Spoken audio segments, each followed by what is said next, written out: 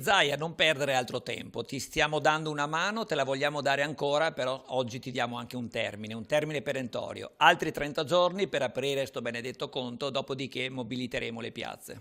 Ecco, per quanto riguarda la questione di questo referendum, si parla di election day fatta a marzo, vi siete espressi contrariamente a questo. Assolutamente sì, è nella illegalità chi parla di election day, perché sia la Costituzione, articolo 122, sia una legge del 2004 dello Stato, sia una legge del 2012, la legge 5 del 2012 della Regione Veneto, stabilisce che si voti in Veneto tra il 15 maggio e il 15 giugno.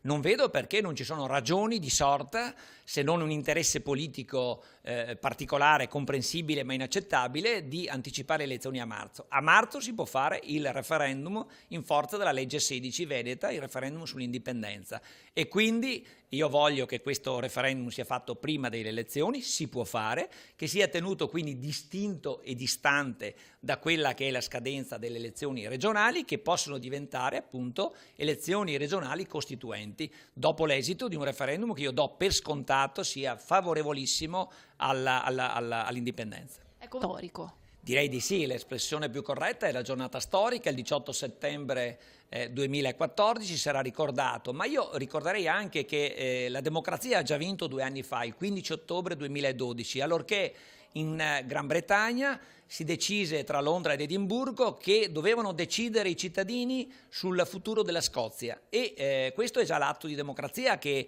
secondo me merita di essere sottolineato. In Italia invece abbiamo la prepotenza del potere che dice che i veneti non possono esprimere alcunché su questo tema, sulla loro autodeterminazione. Quindi si nega la democrazia, si negano le norme del diritto internazionale, si nega la possibilità ai cittadini di esercitare quella sovranità che a parole si dice spetti alla gente. La Corte dei Conti non c'entra nulla in questo momento. Finché non c'è una pronuncia definitiva della Corte Costituzionale, la legge 16 esplica tutti i suoi effetti e quindi è dovere e diritto della Giunta adottare quei provvedimenti che la legge stessa gli affida, ovvero stabilire le modalità di voto e aprire sto benedetto conto corrente dove già migliaia di cittadini chiedono sempre dove versare il contributo. È un caso unico nella storia dell'Europa che questo referendum sia a carico totale dei cittadini e non dell'erario. Quindi chi ha impugnato questa legge non ha impugnato un atto normativo, ha impugnato la nostra libertà, ha impugnato la democrazia, ha impugnato qualcosa di più grande. Dovremmo ribellarci tutti, indipendentemente dal fatto che si sia per il sì o per il no. Noi difendiamo il diritto dei cittadini di decidere.